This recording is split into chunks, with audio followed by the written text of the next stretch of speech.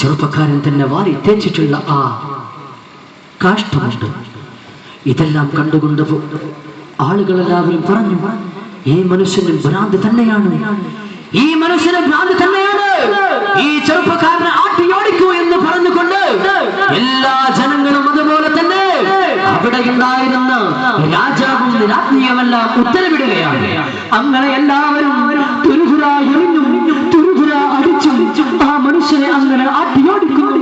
ഒരുപാട് ദൂരം സഞ്ചരിച്ചു, വല്ലാത്ത ക്ഷീണമുണ്ട്. ഒരുപാട് ദൂരം നടന്നു, ഒരുപാട് അടികൾ കിട്ടി, ഒരുപാട് ഏറുകൾ കിട്ടി, വല്ലാത്ത വേദനയുണ്ട്, രക്തം അങ്ങനെ ഒഴുകുന്നുണ്ട്. എന്താണ് ചെയ്യുക? വല്ലാത്ത ക്ഷീണമാണ്, വല്ലാത്ത ക്ഷീണമുണ്ട്. എന്ത് ചെയ്യുമെന്നറിയാതെ അങ്ങനെ നടന്നു നീങ്ങുമ്പോൾ ആ സമയത്ത് ഒരു നദി കാണുകയാണ്. ആ നദിയിലേക്ക് ഇറങ്ങി എന്നിട്ട് ആ മനുഷ്യൻ തന്റെ ശരീരം മുഴുവനാക്കിക്കൊണ്ട് കഴുകി വൃത്തിയാക്കിയതിനു ശേഷം താൻ മുണ്ടുമെടുത്തിട്ട് ഒരുപാട് ദൂരം നടന്നുകൊണ്ട് നിൽക്കുന്നു. വീടിന്റെ ചാരത്തെത്തിയപ്പോ ആരാണോ ഇരിക്കുന്നത്? അങ്ങനെ അവിടെ ഇരിക്കുന്നത് തന്റെ പ്രിയപ്പെട്ട പൊന്നുമ്മയായിരുന്നു. ആ ഉമ്മയുടെ മുഖത്തേക്ക് നോക്കിയപ്പോ ഉമ്മ പൊട്ടിക്കരയുന്നു. 3 ദിവസമായി തന്റെ മകനെ കണ്ടിട്ട് എവിടെയാണ് എന്റെ മകൻ എന്നറിയാതെ വേദനാധിപ്പെട്ടുകൊണ്ട് വല്ലാതെ കരഞ്ഞുകൊണ്ട് നിൽക്കുന്ന ആ ഉമ്മയുടെ മുഖം കണ്ടു. ഈ സമയത്ത് ഈ ചെറുപ്പക്കാരന് വല്ലാത്ത സന്തോഷം. ഉമ്മ കാണുന്ന സമയത്ത് വല്ലാത്ത സന്തോഷത്തോടുകൂടെ ഉമ്മ പൊട്ടിച്ചിരിക്കുകയാണ്. എന്നിട്ട് ആ ചെറുപ്പക്കാരനെ വാരി പുണർന്നുകൊണ്ട് കെട്ടിപ്പിടിച്ചുകൊണ്ട് ചോദിക്കുന്നു, ഉമ്മ ചോദിക്കുന്നു, മോനെ 3 ദിവസം എവിടെയായിരുന്നു മോനെ? വല്ലാതെ ക്ഷീണിച്ചിട്ടുണ്ടല്ലോ, നീ എന്താ ഭക്ഷണം കഴിച്ചിട്ടില്ലേ? നിനക്കെന്താ ഭക്ഷണം കിട്ടിയിട്ടില്ലേ? എവിടെയായിരുന്നു നീ എവിടെയായിരുന്നു? എവിടേക്കാണ് നീ നമ്മുടെ കടയിൽ നിന്നും പോയത് എന്നെല്ലാം ചോദിക്കുമ്പോൾ ഈ ചെറുപ്പക്കാരന്റെ മനസ്സിൽ വല്ലാത്ത അസ്വസ്ഥത. തന്റെ പ്രിയപ്പെട്ട ഉമ്മയോട് എന്ത് പറയും? അങ്ങനെ രാജകൊട്ടാരത്തിലേക്ക് പോയതും അവിടെ ഉണ്ടായിരുന്ന സംഭവങ്ങളും എങ്ങനെയാണ് ഉമ്മയോട് പറയുക? നാണക്കേടല്ലേ എന്ന് ചിന്തിച്ചുകൊണ്ട് പറയാതെ വീടിന്റെ അകത്തേക്ക് പോയിട്ട് ഉമ്മയോട് പറഞ്ഞു, ഉമ്മ എനിക്ക് വല്ലാതെ ക്ഷീണമുണ്ട്, ഞാൻ ഒരുപാട് ദൂരം നടന്നു വരികയാണ്. ഇൻഷാ അല്ലാഹ് എന്താണ് സംഭവിച്ചതെന്നെല്ലാം പിന്നീട് ഞാൻ നിങ്ങൾക്ക് പറഞ്ഞു തരാം എന്ന് ഉമ്മയോട് പറഞ്ഞിട്ട് ഉമ്മയോട് പറഞ്ഞു, ഉമ്മ എനിക്കൊരു തുള്ളി വെള്ളം തരും, വല്ലാത്ത ക്ഷീണമുണ്ട്, ഞാനൊന്ന് തുള്ളി വെള്ളം കുടിച്ചിട്ട് ഞാൻ ഒന്ന് മയങ്ങട്ടെ, ഉണർന്ന ശേഷം ഇൻഷാ അല്ലാഹ് മുഴുവൻ കാര്യങ്ങളും ഞാൻ വ്യക്തമാക്കി തരാം എന്ന് പറഞ്ഞിട്ട് തന്റെ ഉമ്മ അകത്തേക്ക് അടുക്കളയിലേക്ക് വെള്ളമെടുക്കാൻ വേണ്ടി പോയപ്പോ ഈ മനുഷ്യൻ ചിന്തിക്കുന്നത്, ഞാൻ എന്താണ് പറയുക? എന്റെ ഉമ്മ എന്നോട് ചോദിക്കുമ്പോ രാജ്ഞി വിളിച്ചതും രാജ്ഞി എന്നെ തന്റെ മുറിയിലേക്ക് ക്ഷണിച്ചതും രാജ്ഞിയോട് കൂടെ കിടപ്പുറയിൽ കിടക്കണമെന്ന് പറഞ്ഞതും എങ്ങനെ ഞാൻ എന്റെ ഉമ്മയോട് പറയും എന്ന് ചിന്തിച്ചുകൊണ്ട് കരയുകയാണ്. ഉമ്മ ഒരു ഗ്ലാസ് വെള്ളവുമായിട്ട് റൂമിലേക്ക് നടന്നു നീങ്ങി. റൂമിലെത്തിയ സമയത്ത് മകൻ കരയുന്ന രംഗമാണ് കണ്ടത്. ഈ സമയത്ത് ഉമ്മ ചോദിച്ചു, മോനെ എന്തിനാണ് നീ കരയുന്നത്?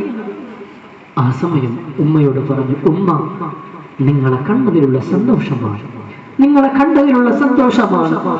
3 ദിവസം ഞാൻ ഭക്ഷണം കഴിച്ചില്ല, ഒരു മനുഷ്യൻ എനിക്കൊരു തുള്ളി വെള്ളം പോലും കൊണ്ടുവന്ന് തന്നില്ല. അതിന്റെ പേരിൽ ഞാൻ ബാത്റൂമിൽ കയറിക്കൊണ്ട് വെള്ളം കുടിക്കാൻ അവസ്ഥ വന്നു. ആ സമയത്ത് ഉമ്മ വല്ലാത്ത ഭയത്തോടുകൂടി ആ ഉമ്മ ചോദിക്കുന്നു, മോനെ എന്താണ് നിനക്ക് പറ്റിയത്? പറ മോനെ എന്ന് പറഞ്ഞപ്പോൾ ഈ ചെറുപ്പക്കാരൻ പറഞ്ഞു, ഉമ്മ ഞാൻ നിങ്ങൾക്ക് മുഴുവൻ കാര്യങ്ങളും പറഞ്ഞു തരാം, പക്ഷേ ആ കാര്യം നിങ്ങളോട് പറഞ്ഞു കഴിഞ്ഞാൽ നിങ്ങൾ ഈ ഭൂമി ലോകത്തുള്ള അഥവാ നമ്മുടെ നാട്ടിലുള്ള രാജകൊട്ടാരത്തിലെ രാജ്ഞിയെ നിങ്ങൾ വെറുക്കരുത്. ഈ സമയത്ത് ഉമ്മ ചോദിച്ചു, എന്താണ് മോനെ, എന്താണ് പറ. ആ സമയം ആ മകൻ പറഞ്ഞത്, ഒരു നിമിഷത്തെ ഇബ്ലീസിന്റെ പിഴപ്പിക്കൽ കൊണ്ട് ആ രാജ്ഞി അങ്ങനെ ചെയ്തത്. അതല്ലാതെ മറ്റൊന്നും അല്ല. നിങ്ങൾ ഇതിനെതിരെ പ്രതികരിക്കരുത് എന്ന് പറഞ്ഞിട്ട് ഉമ്മയോട് പറഞ്ഞു, ഇൻഷാ അല്ലാഹ് മുഴുവനായിക്കൊണ്ട് പൂർണ്ണമായിട്ട് ഞാൻ ഒന്ന് മയങ്ങി എണീറ്റ ശേഷം പറഞ്ഞു തരാം എന്ന് പറഞ്ഞിട്ട് ഈ ചെറുപ്പക്കാരൻ കട്ടിലിൽ കിടന്നു. അങ്ങനെ കട്ടിലിൽ കിടന്നിട്ട് വല്ലാത്ത സുഖമായി കൊണ്ടങ്ങനെ കിടന്നിട്ട് തന്റെ കണ്ണുകൾ മെല്ലെ പൂട്ടി മെല്ലെ ഒന്ന് കണ്ണടച്ചിട്ട് മയക്കത്തിലേക്ക് ഇങ്ങനെ പോവുകയാണ്. മനമതിലായി വന്നെത്തി മനതാരിൽ നിന്നെന്നും മയങ്ങിടും നേരം വന്ന സുഗന്ധവുമാലെ വെളുവെളുരൂപമതാവന്ന് ജിബ്രീലുമതാവേ. മനമതിലായി വന്നെത്തി മനതാരിൽ നിന്നെന്നും മയങ്ങിടും നേരം വന്ന സുഗന്ധവുമാലെ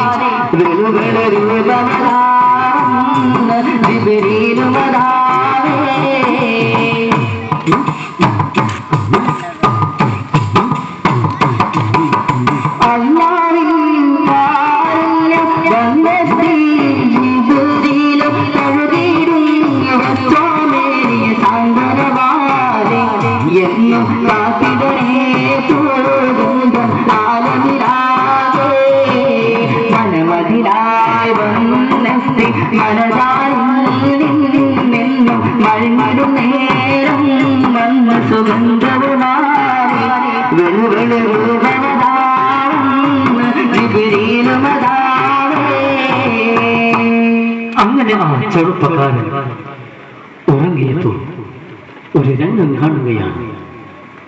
ആ രംഗം എന്തെന്നറിയുമോ?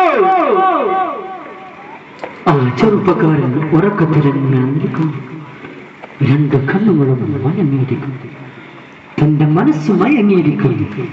ഈ സമയത്ത് ആ ചെറുപ്പക്കാരൻ കാണുന്നത് ഒരു വെളുത്ത രൂപം. ആ രൂപം വന്നുകൊണ്ട് ഈ ചെറുപ്പക്കാരന്റെ ചാരത്തിരിക്കുന്നു. എന്താണ് രൂപം? ആരാണ് അറിയില്ല, ആരാണെന്ന് മനസ്സിലാകുന്നില്ല. ഒരു വെളുത്ത രൂപമാണ്. ഈ വെളുത്ത രൂപമാണ് ആ ചെറുപ്പക്കാരൻ സ്വപ്നത്തിൽ വീണ്ടും അങ്ങനെ നോക്കി. എന്താണിത്? ഈ വെളുത്ത രൂപം എന്താണ്? അറിയില്ല. ആ സമയം ഈ വെളുത്ത രൂപം ആ ചെറുപ്പക്കാരന്റെ ശരീരം മുഴുവനായി കൊണ്ടങ്ങനെ തടയും. തലമുതൽ അങ്ങനെ കാലുവരെ തടവി. പിന്നീട് രണ്ട് കൈകളും പ്രത്യേകമായിട്ട് തടവി. എന്നിട്ട് തലയിൽ വീണ്ടും കൈ വെച്ചു. ഈ രംഗം കണ്ടപ്പോ ആ ചെറുപ്പക്കാരൻ ചോദിച്ചു, ആരാണെന്ന് പറയണം. അല്ലാഹുവിനെയും അവന്റെ പ്രവാചകനെയും ഇഷ്ടപ്പെട്ടുകൊണ്ട് ജീവിക്കുന്ന മനുഷ്യനാണ് ഞാൻ. ഒരു ഹറാമിലേക്കും പോകാതെ എങ്ങനെയോ ശ്രദ്ധിച്ചുകൊണ്ട് ജീവിക്കുന്ന മനുഷ്യനാണ്. ശൈത്താനിയത്തിന്റെ രൂപമണിഞ്ഞുകൊണ്ട് എന്റെ ചാരത്തേക്കെങ്ങാനും വന്നിട്ട് എന്നെ പിഴപ്പിക്കാൻ ശ്രമിക്കുകയാണെങ്കിൽ എന്ന് പറഞ്ഞപ്പോ ആ സമയത്ത് ആ വെളുത്ത രൂപം പറഞ്ഞത് അല്ല, ഞാൻ ഇബ്ലീസ് അല്ല, ഞാൻ ശൈത്താനല്ല. പിന്നീട് എന്ന് ചോദിച്ചപ്പോ ആ ചെറുപ്പക്കാരനോട് ആ വെളുത്ത രൂപം പറഞ്ഞു കൊടുത്തത് ഞാൻ അല്ലാഹു അയച്ചിട്ടുള്ള ജിബ്രീൽ അലൈഹിസ്സലാത്തു വസ്സലാമാണ്. ചെറുപ്പക്കാരൻ പഠിച്ചു, ജിബ്രീൽ എന്റെ അടുത്തേക്കോ? എന്തിനാണ് ജിബ്രീൽ എന്റെ അടുത്തേക്ക് വരുന്നത്?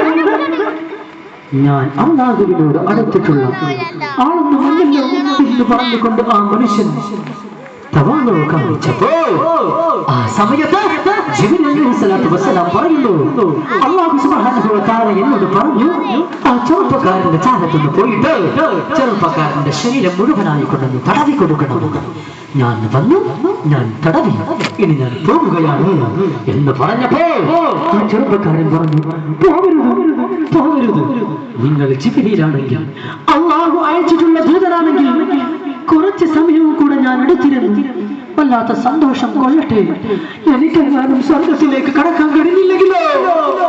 അതുകൊണ്ട് അല്ലാഹു ഇഷ്ടപ്പെട്ട ജിബ്രീലേ, അങ്ങയുടെ ചാരത്ത് കുറച്ച് സമയം കൂടെ കഴിയാൻ കൊതിയുണ്ട് എന്ന് പറഞ്ഞപ്പോ ആ സമയത്ത് ജിബ്രീൽ അലൈഹിസ്സലാത്തു വസ്സലാം പറയുകയാണ്,